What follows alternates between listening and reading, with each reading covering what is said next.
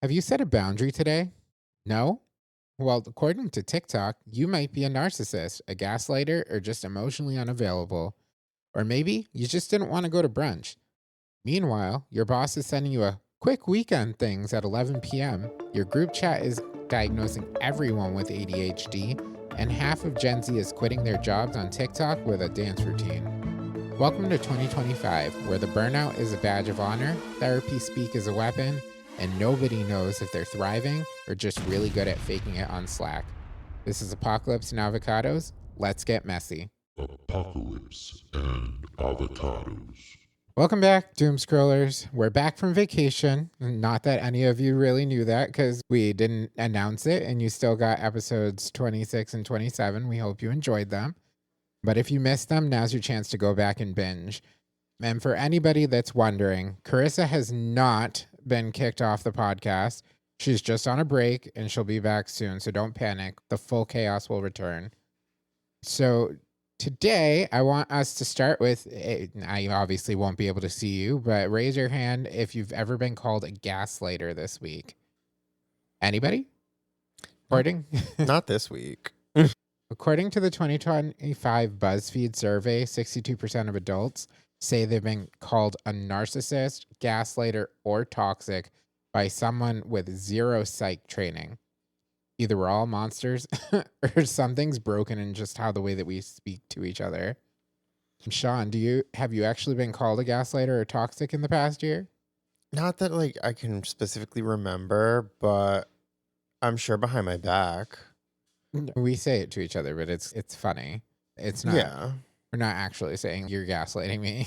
I don't think we actually say like that. It's more, okay, stop lying. Do you think you hear it so frequently nowadays, people talking about narcissism and being a gaslighter or just toxic traits or anything? Do you think that people even know what they mean anymore? I think they have an idea of what they think they mean, but I don't think most people truly know what they're saying when they say those things.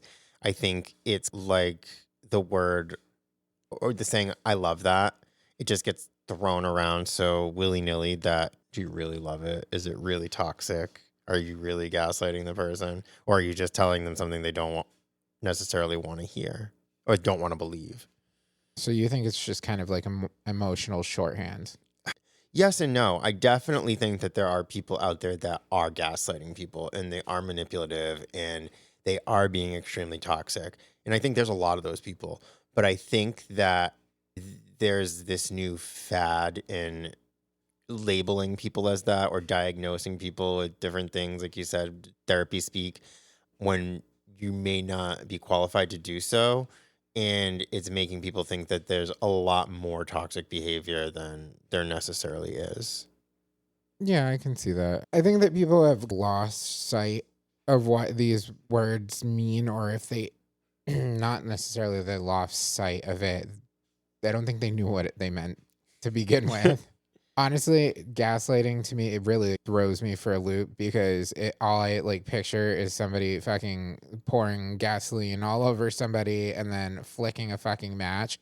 But Well, essentially, that's yeah, that's a metaphor. yeah, that's what I mean. That's a metaphor for it. A really fucked up metaphor. But these are the things, the voices. These are the things that go on in my mind. I think that people use a lot of these things as an excuse for poor behavior, and the toxicity, telling somebody that they're toxic is more like a scapegoat nowadays, just so you don't have to sit down and have a conversation with them, or you want to avoid a situation and be like, no, that conversation's so toxic, I don't want to get involved. Yeah, I'll agree with that because 9 times out of 10, when someone is talking about something being toxic, they're either just avoiding dealing with it or they're confronting the person. And in my opinion, most of the time when you're confronting the person, it's not as toxic of a situation as you think it is because you wouldn't be confronting them otherwise. Right. And then you have these people that are out there making these crazy AIs of their friends, fucking telling them how they're back fat Betty and fat ass to hamburgers away from having a stroke. Oh my God. It's just terrible. the things that people can do with AI, but I digress here. The mean customer service is. Yes, I will say that the barista ones definitely remind me of me. Yeah, I can see you saying some of that stuff for sure. It's the whole reason I'm not in that particular profession. But anyway, just to get back to what we were talking about here, or a good point that you brought up, the therapy speak. So social media, especially TikTok, has turned into like clinical terms such as gaslighting, narcissist, boundaries, into everyday slang. We know this. You see it all the time. There's hashtags for them. So just to go over a few on that, TikTok's hashtag gaslighting has 16 billion views. That's nuts. That's a lot. Yes. Followed by hashtag narcissist at 11 billion views. And only 9% of mental health advice on TikTok comes from qualified professionals, meaning that 83.7% is misleading. That's nuts. That's insane. So you guys are essentially diagnosing each other, and none of you are qualified to make that kind of assessment. And have you ever doom scrolled for like self-help advice? Yeah. Did you find it helpful, or did you find it like, I don't know if I can trust this? I found a lot of it to be like very spiritual. So I had to make the decision as to whether or not I wanted to lean into that belief or not. I've tried. Some of it seems good. I just don't know if the rituals are for me. Are you talking about the positive affirmations? That and some of the like the Are you talking about some actual Wicca kind of shit where you're like a booga booga, dance around, shrink someone's head? not necessarily shrink someone's head or dance around, but yeah, a little bit of both. The positive affirmation thing, the cleansing with herbs and at the beginning of the month and stuff to set yourself up for success. I've Rubbing tried yourself it with energy crystals. I've tried it. Maybe it's my narcissistic mindset. Is that the right word? Pessimistic? I don't know. Why? You're not very pessimistic. You don't always look at the negative. Well, Did you say narcissistic? yeah, first that I think it's just not working. So narcissism is just like when you're obsessed with yourself. Oh, so no, that's not it. At least that's my understanding of it, because that would become like where the Greek god Narcissus. Yeah, that makes sense. He was obsessed with himself. Well, the doubter in me, I guess. I just Skeptic. There you go.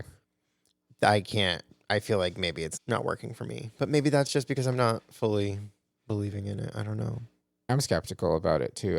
I don't see where the therapeutic thing comes in with rubbing jade all over your face and then like the crystals. Like, how are you going to put energy into them when you're basically a void? Isn't the jade roller thing more for like skincare? I don't know what the fuck it's for. I don't use it. I would just assume that it's these self-help things that people put all over. That makes sense. I feel like everybody that's on TikTok does like these self-help things, and they're like, yeah, use this roller. It's good for blood flow. And I'm like, yeah, so is slapping yourself, but you don't see you doing that. Wow. Cool. As you can see, I'm a skeptic, but I also digress once again. The reason that I bring up the therapy speak is because the specific term that people are using nowadays is boundaries. And the boundaries thing is just like a scapegoat for people to duck out of things when they feel like they're above it, or to put distance between you and somebody else. It's just essentially a way to ghost someone. I don't know how you feel about that. I can agree with that to an extent. I think that boundaries are really important. I've known a lot of people in my life who I've seen them not set boundaries with certain things and get walked all over. People who may be very generous with their money with their friends, and then their friends take advantage of it. Things where they're willing to help out and they're the only one that they're ever asking, but never willing to return the favor. So I think that boundaries are important, But I also think that we have to remember that we're all human beings and that not everything is a personal attack against us. Right. I think people have just become too sensitive. But it does bring me to a prime example of this. You remember the Jonah Hill and Sarah Brady text scandal? No. Okay. So You'll have to tell me about this one. so back in like 2023, the pro surfer Sarah Brady was Jonah Hill's ex-girlfriend. Okay. And she ended up posting screenshots of their texts. And it was basically like, he called them boundaries, but it was essentially like his way of controlling her. So let me look this up here. So a direct quote of this from Jonah Hill to Sarah Brady. If you need surfing with men, boundaryless, inappropriate friendships with men, to model, to post pictures of yourself in a bathing suit, I am not the right partner for you. These are my boundaries for romantic partnership. To which Brady captioned, see the misuse of the term boundaries? So this is, I don't know, this is just crazy. Is what I'm saying here is that it's like the perfect example. People are using it as a psychological way of controlling someone. I would call that gaslighting because you are entering into a relationship with a professional surfer, a female professional surfer. Now, you automatically know, as someone who's in the entertainment industry, the pressure that is put on women and the fact that they are constantly being asked to take images, take pictures like that. And they're being put into situations where they're around a lot of men. That is her job. Yeah. You cannot tell her that she can't do her job the way that she needs to do it to continue her career because it makes you uncomfortable. Then you shouldn't have entered a relationship with her. Right. And she's a professional surfer. Come on. You've seen the men that she's going to have to be around. Like, you knew that shit coming in. Exactly. You have no leg to stand on. That, to me, that's like someone entering a relationship with someone who does porn. And they're like, you need to stop doing porn because I don't want my partner. You knew that's what they did. Yeah, they don't have any other skills. Not like that, but you know what I mean. It's just like, you can't, if that's something that bothers you, that should have been a conversation before the relationship started, because you can't expect someone to change their entire life for you. Mm-hmm. No, I understand. I'm just, okay, go back to the porn conversation there. My thing with this is that I understand being free with your body and being very expressive and artistic and just loving who you are. I fully support that. However, when you are in porn, does it not make you feel a little strange that essentially your entries and exit points on your body pay your bills? I don't know, because I haven't done porn professionally for people to watch my entry and exit points. But I just mean in general, wouldn't that make you feel weird? I have had encounters with people who have been in porn. Mm-hmm. And I have seen that they were in porn after the encounters with them, like not beforehand. So Oh. that was a little like, oh, wow, okay. But so, yeah, maybe I would feel that way, but I don't know. I can't I say literally firsthand. just saw you get plowed, dude. And how much did you get paid to take that dick? Kind of. Awkward situation. How much did that load contribute to your 401k? This is what I'm talking about. Like, how do you... I'm not saying how do you live with yourself. I obviously support you doing whatever you need to do to put food on the table. But does it not occur to you that you are using your ass, mouth, whatever, your cooch, to pay your bills? And eventually that elasticity is going to be gone in said areas, and you are going to be old. And what will you have to show for it? A wall of porn, internet history that can't be erased. You're going to say, wow, there was that one time that I took 25 dicks in one fucking day. Speaking of which, there was the guy that took 99 dicks in one day, which was insane. Oh my God. Yeah. How did we get on this topic? You brought up porn. I just wanted to bounce off that for a second. You spiraled down a rabbit hole. Yeah. See, the voices. We're going to blame the voices. You brought it up. I just wanted to talk about it for a second. That would be my example of boundaries right there, which I clearly do not have any in my mind or my mouth, but we'll say. And so I just wanted to say this one is a perfect, I understand you believe it to be gaslighting, but I think it's a perfect way of how he's using boundaries to control someone psychologically. The term boundaries. Yeah, that's what I'm saying, though. I'm saying I feel like while that's the use of boundaries in that way, it's the prime example of how to gaslight someone. You're literally saying that you can't do these things because it makes me uncomfortable because I'm not comfortable with them. But these are all things that are part of her normal life. That's not setting boundaries. It's being an asshole. And it's setting electric fences. It's making a prison. But have you, just like in your personal life, have you ever set a boundary that looking back was just you being controlling or petty? I am sure that I have. If you give me a minute, I'm sure I can come up with something that I've done. Damn, I can't think of anything off the top of my head, but I'm a petty Betty, so like I'm 99.8% sure that I've done that many times. See, so the point is on that is that you've done it. Like you can't recall any specific examples, but you have done it. And I think most people can say that they have done it, whether they like that fact or not. right, the point is to show that we are like other people. At least some people are medicated and don't go off on tangents about OnlyFans. Anyway. About 99 penises. Yeah, that doesn't sound like me at all. So do you think there's a difference between real boundaries or just using the word as a shield? Yeah, I definitely think there's a difference between real boundaries and just using the word. Okay, for example, not answering text messages or a phone call after a certain time and waiting until the next morning. That's a boundary. You're taking that time for yourself. It's for you. You're not giving it to anyone else. That's your time. And then you're not being rude. You're still getting back to that person.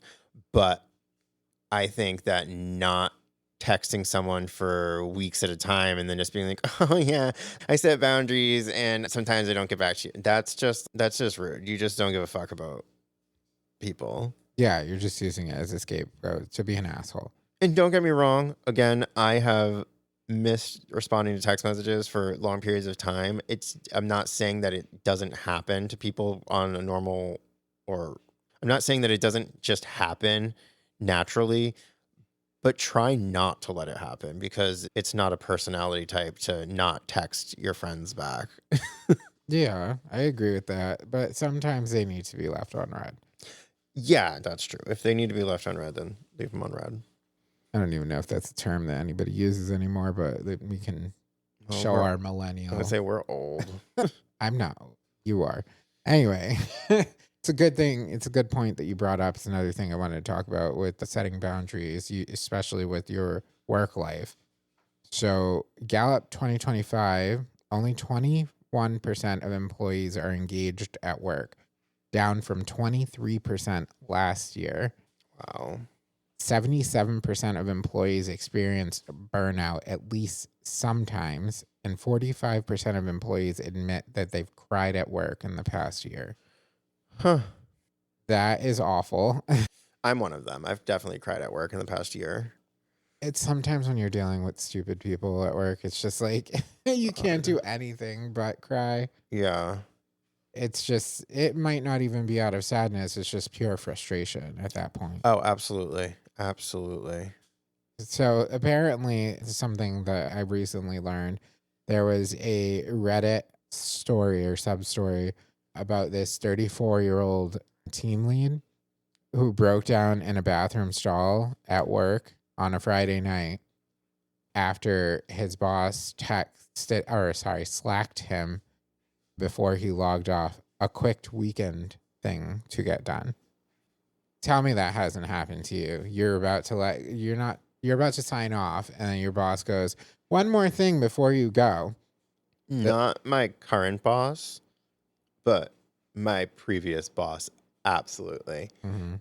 My current boss is pretty chill. He gets that my time is valuable. Mm. So in that aspect or respect, it's not a problem. It's my coworkers that tend to not like understand what goes into what I do and just think they can message me and it'll be done in 2.5 seconds when in reality it's going to take a few hours. Yeah, and I've heard you talk about that before. You need to put your foot down. That is my definition of setting a boundary, is putting your foot down, drawing a line, and not allowing the person to cross it. Yes. That's my definition. It's not me going, oh, yeah, I need to put some boundaries between me and my friends so I don't have to respond to them for an entire weekend. It's not me saying that, oh, now I lost what I was going to say. Fuck. That's not a boundary either. So apparently, this just brings it back to with the 34-year-old team lead that broke down. Did you know that crying at your desk is becoming an epidemic? I didn't, but I believe it. Because I think back to one of my previous call center jobs when, oh my Lord, you know the job I'm talking about. It was so stressful. I saw multiple people break down at their desks. I saw Mhm. multiple people break down away from their desks. People need to leave on mental health leaves because it was just too much. And they would always ask you for more and more and more. Yeah, I don't think that everyone necessarily deserves a pay raise when somebody asks you to do more work that's in your job description. However, I think that employers, when you are asking too much of someone, you should really define the boundary of what that person can and cannot do. Yeah, like a prime example for a boundary at work is like you're saying, you're not saying that you should get a raise every time you're asked to do something that falls within your job description. But if you're being asked to take on brand new responsibilities on a regular basis, then at some point in time, the money does need to increase because this wasn't all part of what I agreed to do this job for. Yeah, that's true. Do you think, just a question for you, do you think that remote work since the pandemic has made burnout better or worse? That's hard to pick one or the other for me because I think that the changes that have happened within remote work recently have created a lot more burnout than there was when more people were allowed to work remote. I think that at one point in time during the pandemic, while it was awful that there were workers who still had to go in and they weren't necessarily protected, that at one point in time, things were running really smoothly with people who didn't need to be going into the office or into their place of employment to do their job were doing it from home. Mhm. And the other people were able to go in and get their jobs done safely. And I think a lot of people were happier. I think that employers need to find more ways to give their employees more work-life balance, give them more flexibility. Mhm. If there are tasks that can be completed from home, even if their normal duties require them to be in office or in the store, give them those opportunities. If they can do certain trainings from the comfort of their home rather than having to come into the store to watch them, let them do that. Let them be tested.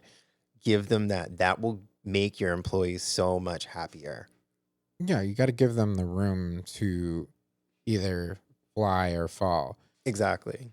And I don't think people are trusting enough to let people do what is required of that person.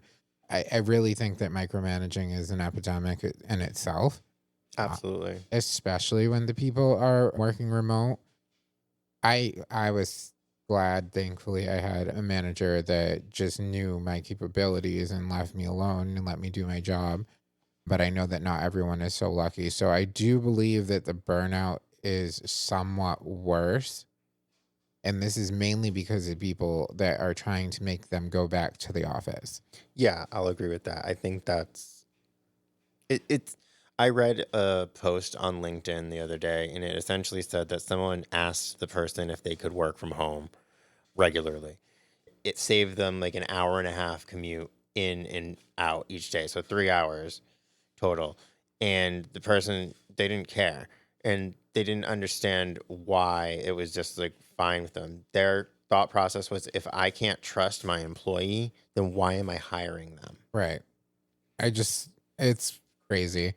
I think that people need to be trusted. And I think that people need to realize that after COVID, there is no going back. There's no going back. There should not be these normal, like, office antics that go on. You shouldn't be forcing your employees to have to come to an office. It only fucks with your bottom line, to be honest. You're now heating, cooling a building, providing sanitary items for people when they go to the bathroom. You're paying for internet usage, phone lines, rather than doing something digitally. A lot of them have to pay for some type of catering or like food type service. Even if their employees have to pay for the food, they're still paying those people to make food each day. And there's stuff that's going to waste that they're paying for. And I also, if I got told I needed to go into an office, I'm not the most social person, but I do tend to make work friends very easy. Yeah.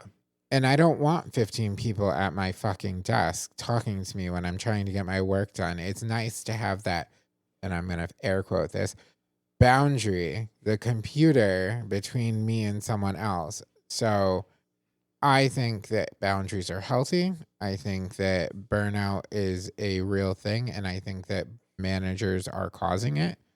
Yeah. And I think directors and CEOs are causing it by forcing people to be micromanaged and to return to a work environment that they don't deem productive or safe. Yeah.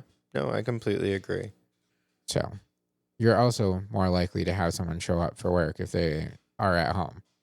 Nobody wants to get out of their pajamas to go to fucking work. No, I 110% agree. And this, call me crazy for with what I'm about to say, but like the future is technology. And I think that eventually there will be situations where people who do like in person tasks will be able to do those tasks from home with the use of like virtual reality type things. Now, I know that's not anytime soon, it's in the future, but that I think that will happen. And I think that people will become happier. People need more time to themselves and not to feel like they're chained to a desk or to whatever their job is, whether it's in retail or restaurant or anything. That you don't need to feel like you've got that tied to your ankle and holding you back all the time. Yeah. Which brings me to my next point here. Not my next point. It's just something that you brought to light here. Do you know what coffee batching is? No. So apparently it's a new thing. So it's when employees swipe their badges and then they grab coffee and leave just so that they can look like they're present in the office. Grab coffee and leave for the day? Yeah. So like they're remote employees, they come in, or they're just regular employees and they have the ability to work from home. So they come in and they grab a coffee and then they just like wave and then they leave and go home and work. So That's apparently this is a thing now. Yeah. So sometimes they even have coworkers badge it in for them too, Oh. just to show that they like present there. I didn't know that this was a fucking thing, but it's crazy. So they're doing it for their mental health. So it's like, oh, I'm being more productive because I actually showed up for work and I didn't stay, but I actually made the effort to go. I think it's nuts. But have you ever coffee badged or know someone who has?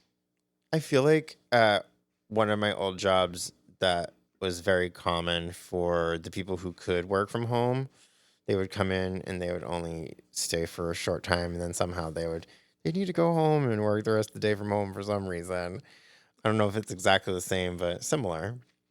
Yeah. I think it's annoying. I would fucking be pissed. I never had the opportunity to work from home when I also worked in an office, so I didn't necessarily get to do that. All of my remote jobs have been fully remote. Yeah, because the office hasn't been close. I know we've worked for companies in Seattle and Illinois, all that good stuff. Yeah. But yeah, if somebody ever forced me to come in, I probably would coffee badge. I'm Yeah. not gonna lie. I probably would. If I was being forced to do like hybrid, yeah. Ugh, fucking hate that term. I hate that term. Hybrid. It makes you seem like you're part like machine, part human, like cyborg. Fucking ridiculous. I get that it's like hybrid. Oh yeah, you're half in, half out. That's also kind of a penis. Anyway, moving on. Oh my God. Half in, just the tip. But so you've known people that have coffee badged, but what's the pettiest way you've ever quietly rebelled at work? Damn. So there was one time when I was being refused a raise, so I removed all of the passwords from the my password share Mhm. app. And when I left, I didn't share them with anybody. That's a good thing. It's something I probably would have done. Oh wait, I did. Anyway, but yeah, I can see that's why that's petty. But do you know like loud leaving and revenge quitting? I think I know those. Like revenge quitting, like something you just agree with happens, so you quit. Yes. So we'll get into that for a second. But loud leaving, for example, that's something that I did. I did when I worked at the eco company that I worked at a couple years ago. And we hated the manager, the new manager that came in. So our old boss that actually hired us on got fired. And the new boss came in, and she was this woman that came from Comcast. And she was like the head of customer service at Comcast. For those of you who don't know, that's a cable company. I'm pretty sure it is all over the country. I just want to make that clear. But she came in and she's like, you got to do the things this way. You got to do things this way. She micromanaged the shit out of the department, but she didn't take the opportunity to know what any of us actually did. So she was just kind of like, here, you do this and you do it this way. And it's like, we can't do it that way because it's illegal. So she did that. At that point, I was a team lead along with two of my other friends. We were the only team leads there. And then there was our customer service manager, and then she was the director of customer service, the new lady. But we all came in on a Friday, and to make our point, we all put our resignation in at the same time. And we all left, made it effective as that day. Nice. So that's loud leaving. So yeah, I've done that. There was a retail store I worked at, and I was a manager, and there was another manager there that was like under the store manager's wing. But then when I came in, I was taken under their wing, and I was getting to do a lot of stuff that they wanted to do. So they retaliated and tried to get a whole bunch of people fired. So I was in the process of hiring for another store, and and they weren't firing me because they wanted me to finish doing everything that I was doing, but they were firing other people that I had been directly working with. So I went into the other store to do the training that I was supposed to do, and I typed up my resignation and sent it in and told all of the employees that I had hired at the other store that I worked at that if they didn't want to continue working there, they didn't have to, they could quit. Nothing would be held against them. I'd still give them a good reference. They could put me down, whatever, but that I would no longer be working there. And so 5 of them quit because I had just staffed that other store too. So yeah, it was, I guess it was a little both revenge quitting and loud leaving. Yeah, but it does. I don't know. You've seen it before. I've seen it. It's a viral trend right now on TikTok of people filming their resignations and posting them. So there are 2,500 plus videos and 82 million views of these quitting revenge resignations here. Two notable examples are Christina Zumbo. She filmed her resignation email and HR call. Darby Maloney resignation call hit 7 million views. That's wild. Wow. But the most notable one, I don't know if you've heard of her, Grace Sarah. I don't think so. Wait, sounds familiar, but I don't know who that is off the top of my head. So she's a viral TikToker from, essentially, this happened in March of this year. Grace Sarah, she was a 20-somewhat girl from Australia. She filmed herself quitting her high-paying investment sales job. She was making $1,800 per week and quit abruptly to her boss's face and posted it on TikTok. She got a shit ton of backlash for being entitled, but later she said the job wasn't worth it. The personality points I would lose staying. So she just had enough and she did it right to her boss's face and posted it on TikTok. That's fucking ballsy. That's zero fucks given. Zero. Shit, they do things differently in Australia. Yeah, you don't want to fuck with them. That's insane. We don't have any Australian listeners yet, unfortunately. But we're open to it. Yeah, clearly you're all badass. If you have that many things that could kill you in your country, you have to be pretty badass.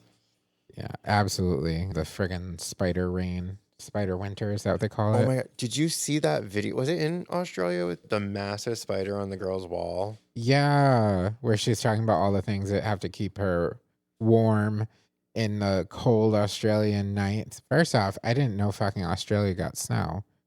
Did you know that? No. I didn't I also didn't know spiders got that big. Oh yeah, the huntsman spiders, they get massive. No. I'm not okay with that. Not here in the States, they don't. We do have a few tarantulas, but it's not like that. But yeah, the huntsman spiders get huge.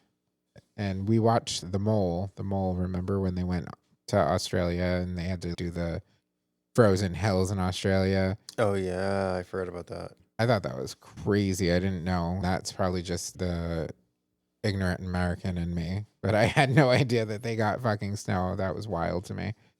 But anyway, sorry, I digress. In the spirit of Grace Sarah, if you could quit any job you've ever had with a viral TikTok, what would your exit stunt be? The viral TikTok, what my exit stunt be? Let's see. Jizzing in your boss's eyes is on the table, I'm just saying, and then leaving. No, that's a little too erotic for my liking. A little too on the nose. Yeah, I bet. I would probably tell our previous boss, the one that we shared recently, what a narcissistic piece of shit he is. Yeah.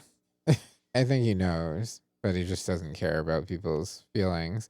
I would like to get him berating his employee, it being me, and then tell him, by the way, I filmed this. It's going all over the internet. There's nothing you can do to stop it. Goodbye.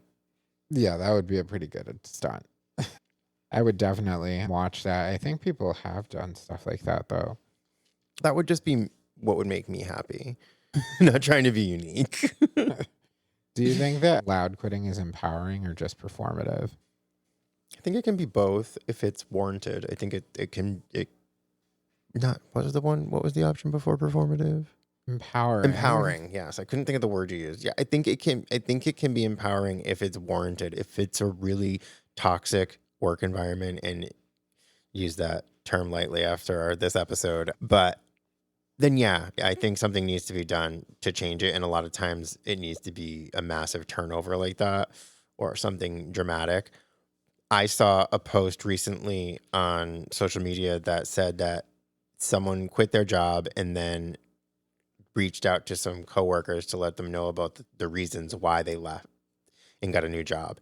Mm-hmm. And they had wished that they had told them about them before leaving because they had no idea about them. And they didn't like those things going on at the place they were working. So the moral of the post was that you need to speak up and maybe seem like an asshole sometimes and be a little disruptive, because you might not be the only one that feels this way. And you may have people who will support your cause or what the change that you want to bring. To be honest, you're never really the only person that feels that way at a job. It's finding the common ground with people. Everybody has experienced some sort of workplace issue that's similar to each other that you can relate to. Just talk to your coworkers, I'm sure. I feel like it's empowering. Loud quitting, it shows that you're not willing to put up with their shit, and you are essentially going to make a statement. Yes, that your dignity is worth more than your paycheck. Yeah, I agree. Which I have said a million times. But yeah, and I think that it leads to a healthier mindset. You're not just doing a loud quit because you want to do it to be performative. You're doing it for a reason. Yeah, I think that's what the defining factor is when whether or not it's empowering or performative is whether there's a legitimate reason behind it. Yeah. If there is a real reason behind it, if it's to drive change, to make things better, then I think it's very empowering. But if it's just because you're pissed off, You want to get a TikTok, a viral TikTok. yeah, then maybe don't do it. Save it. Yeah. But yeah, we touched on this a little bit before, but like the therapy TikTok, their therapy talk, whatever it's going by, it's becoming a serious issue. And I don't know if you know that, but 1 in 6 Gen Zers use TikTok as a search engine for health. Wow. And 100% of ADHD content and 90% of depression and bipolar content on TikTok is misleading. Yeah, I can see that. I think that there is like this epidemic right now with everyone self-diagnosing themselves as neurodivergent in some capacity. And I think a lot of that comes from these videos, these TikToks, these YouTube shorts, these apps that are saying, "Yo, have you ever dealt with this? Have you ever dealt with this? You might have ADHD. You might be bipolar. You might have depression. You may need your inner child healed." Listen, if any of us answer those things, you're probably going to tell us the same thing. It doesn't mean that we all have the same problem. We all probably need our inner child healed, but that's a whole different story for a different episode. You can't diagnose someone through the same set of questions over an app or through a video. You need a professional, someone who's gone to school, who knows what they're looking for, who knows how to diagnose behaviors and situations, and just who's the professional. Right. You can't just slap a label on it because you think that's what it is. I get the label when it comes to how you identify your self-expression, your gender. But when it comes to your mental health, there are literally doctors for this. Yeah. Psychologists, psychiatrists. If you want to sit down and have a mental health counselor, there are literally people that specialize in helping you figure out what's going wrong. Yeah, absolutely.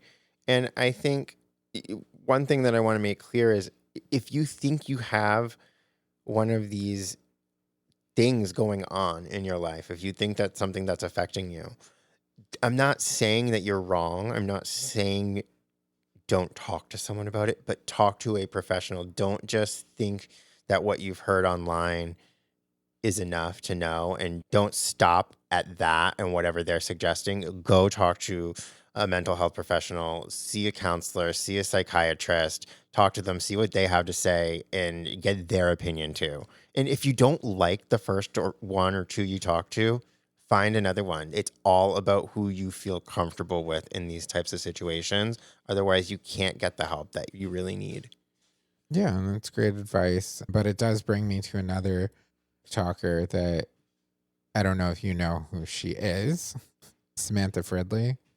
No, I have not known any of these things today. So Samantha Fridley, she's 18 now. She's from West Virginia, but she was diagnosed with depression at age 10. Oh. Yeah. So she was diagnosed with depression and anxiety at age 10, but because she was a doom scroller on TikTok and she was looking for mental health, things like you said, mental health help, and diagnosing what she had. She self-diagnosed with bipolar and borderline personality disorder. She'd stay up till 3 in the morning just researching these disorders on TikTok. And then she actually went and sat down with a therapist, and she learned that her original diagnoses were the only things that were wrong with her. But she essentially came back and said that, yeah, it wasn't helpful. It was detrimental. I was up and I was flipping through, and then your mind just goes, oh, this person has this, so this might be wrong with me. What if I have that? What's going on? So you end up with going down the rabbit hole and getting 16 different diagnoses. Your symptoms are similar, but not the same to someone else. So you just can't. TikTok is not a reliable source for health information. No. And what do you call that? The fitness influencers, they're okay to an extent. Their bodies are not the same as yours. So pushing these workouts out there that are like, oh yeah, this is what I do. This could work for you. Do this, use this app, eat this, suck on this one almond for fucking 5 days, and you'll be jacked with a 6-pack and huge ass. It's funny you say that because I saw this one guy who he has this like insane butt. As far as like, it's from working out, obviously, but it's so round and like plump and everything. It's just crazy. I've never seen a butt like that on a person that is from working out. And he says that he's always asked like what he does, what his workout is. And he says he doesn't do anything more than a normal person who goes to the gym and does like leg day or would work on their glutes. He doesn't do anything extra. There's no special exercise. He just does that twice a week when he does his legs. It's genetics. That's what he was saying. It's just how his body is and where it builds and how it shapes and forms. It's not going to be the same for everybody. Right. And I think that people need to stop looking to TikTok for these answers.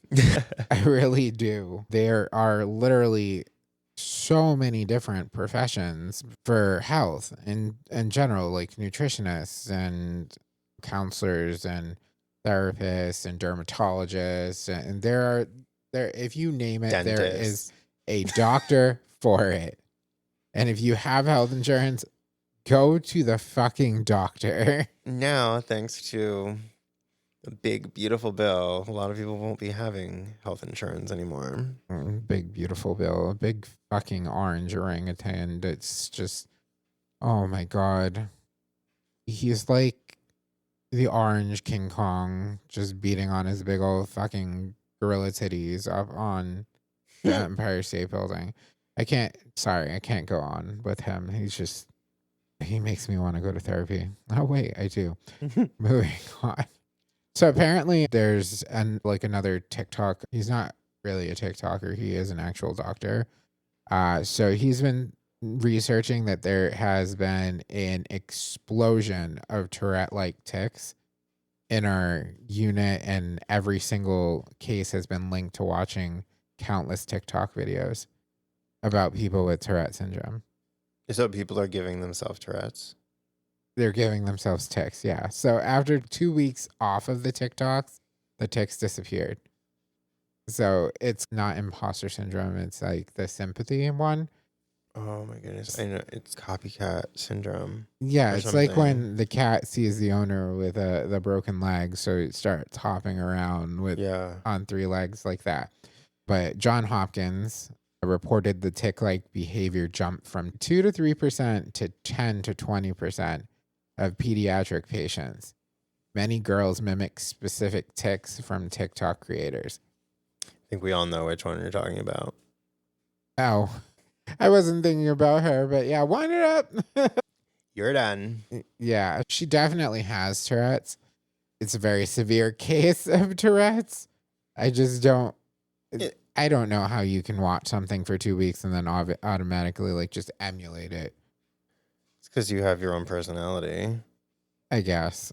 I just think that's crazy that people have been doing that, and like the after 2 weeks off it's like a drug. Yeah. It really is. It just goes to show how impressionable people are and how easy it is to just start acting like whatever you see or hear. Mm. Yeah, you just parrot things. Mm-hmm.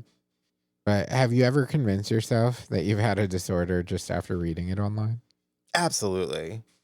Absolutely. We grew up with WebMD. Yes. We started this trend. I wouldn't say it's a trend. I would It's say a way of life. yes. Yeah, everyone has. And it's always the most extreme version of what it could be. It goes from 0 to 10,000 in seconds. Yeah, that's my point. It's not I have a cold, it's that I have cancer and It's, oh, what's this bump on my arm? Oh, it could just be an ingrown hair, or or it could lead to death. my arm could be falling off. Oh my God. I don't know how many times you've WebMD'd something and said could cause death. I could have a tumor. Monitor it for 2 more days. Drawing circles around it to see if it gets bigger. Bullseye. People are fucking crazy. Oh my God. You know where I stand on this, but I have to tell a story about this. So it was quick, I promise. So before WebMD, my mom used to have these like medical books at home. Not medical like training books, but where you could look up a symptom and you would follow this path to what it could be. mm, Let me tell you, sometimes we thought we were dying. I We mean- weren't, clearly, because we're still here, all of us. But that book terrified us. There were days I'd be like, oh, something's wrong. It could be meningitis. Fuck, I thought I got vaccinated for that. Apparently not. I've got it now.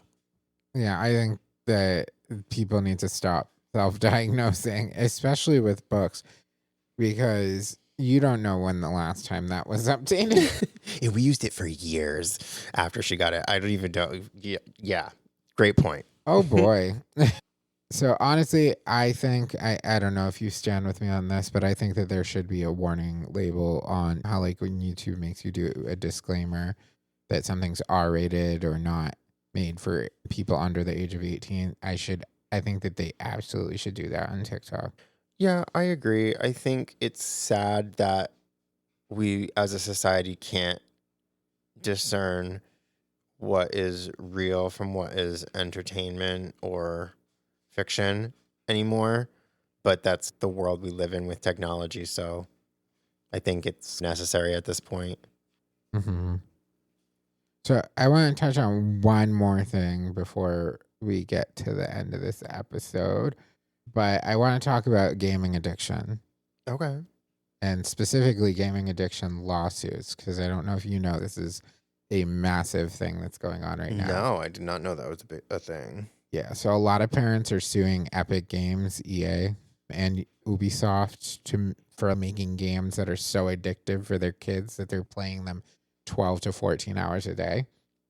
And they rack up thousands in microtransactions. So like the skins and everything that they buy on like Fortnite and stuff. So parents need to fucking pay more attention to their kids and stop buying these goddamn games because you're the enabler. And then take your goddamn credit cards off of these systems so that they can't keep making these microtransactions. Yeah, I was going to say, this is not the game company's fault. This is your fault as a parent. You failed to do your job. Because you want to know what... They're continuing to fail to do their job. Yeah, because my parents never would have been like, yeah, here's my credit card information. No, that would not have been allowed. Nope, Mm-mm. not at all. I had gaming systems growing up, but they never would let me play like... Yeah, and that was the other thing. If I was playing for too long, I would be told to turn it off. And if I wouldn't, I would get taken away until the next day or something. Or for longer if they were really pissed. It's just another way of people like trying to place the blame instead of actually taking accountability. Mm-hmm. But just to mention a few, these are pending cases / solved cases. So there's an Arkansas mom who filed a federal lawsuit The child spent $3,000 on games, played 7,700 hours in less than 2 years. Why did you allow this child to have access to your credit card to buy $3,000 in games? And where the fuck did he store it? Because you know they have minimal storage. Is this child a vampire? Because how did they never see any sunlight? Probably not. And they're also saying that's contributing to how people are looking nowadays. People are looking like homely and under bridges and shit, collecting tolls. But anyway, I digress. In Quebec, there's a class action lawsuit. 350 plus families joined.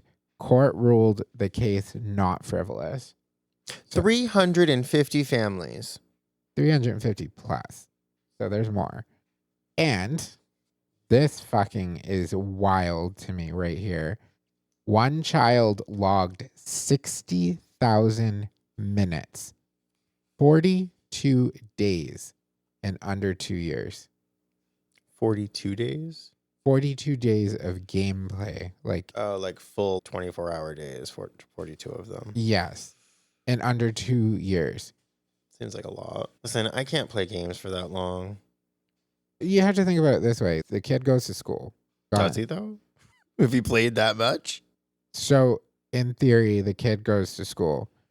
A normal kid. They're out with these gamer kids, too.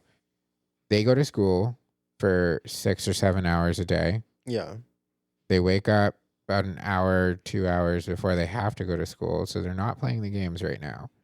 And then they come home. Hopefully they do their homework, so let's give them an hour there. And then they're up for another 4 to 5 hours. So in that time you have to eat, get ready for bed, all that stuff.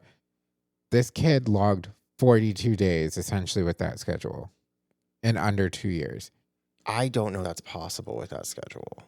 Because you had a lot of their time like accounted for. He clearly found time to play that many hours at some point. Maybe he was like up late or something. Regardless, 60,000 minutes, 42 days, under 2 years. Obnoxious. Parents should not be enabling that.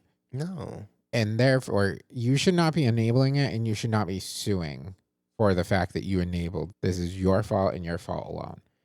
Can't give your kids something like that and expect it to just occupy their time and you not have to pay any attention to them and then wonder why that's all they want to do. Yep.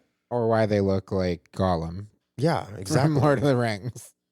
Their scraggly ass fucking 3 hairs. My precious. Exactly. I think that the whole screen time thing is annoying when you go out to eat and then the parents give their kids like a tablet and they're just watching TV or flicking through and playing a game. Mm-hmm. The screen time thing is obnoxious. The kid should not be having screen time until all this shit is done. You need to sit there and actually pay attention to your fucking child so it doesn't grow up to be a murderer. That's all I have to say on that. I just think it's obnoxious. And I wanted to touch on that because it is a massive issue that's going on right now. Yeah, I had not heard of that. And I don't think that the gaming companies should be held responsible for the addiction that their kids are currently experiencing because you bought the damn game for the kid. Yeah, I agree completely. You bought it. They don't have a job. They would not have it if it were not for you. So therefore, it is not the game's fault or the game company. You put that drug in your kid's hands. Now you deal with it. Mm-hmm. Anyway, moving on. Sorry. I think we've taken up enough of your time. So in wrapping up here, I want to give everybody a challenge. I want you to try a 24-hour no therapy speak day. Catch yourself using clinical terms incorrectly and share your funniest fails with hashtag say what you mean. Set real boundaries, not weaponized ones. Yes. Remember, algorithms aren't your therapist. Real self-care isn't just muting notifications. It's actually connecting with people. So, in closing here, I want to go back to just real quick to the Samantha Fridley case where she self-diagnosed. That was due to the algorithm because of what she was watching on there. It kept feeding that to her. So therefore she spiraled and went and self-diagnosed.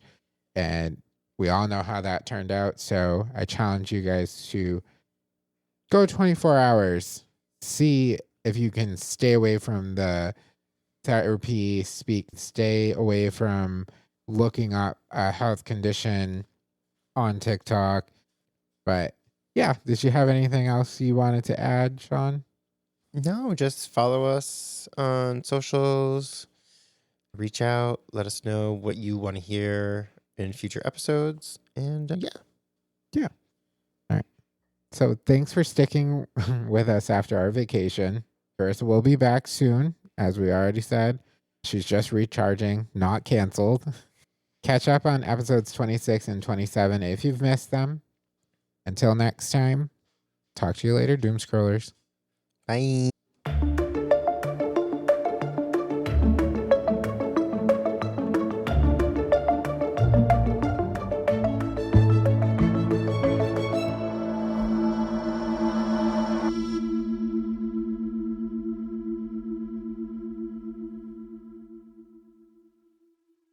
Hey, thanks for listening to Apocalypse and Avocados.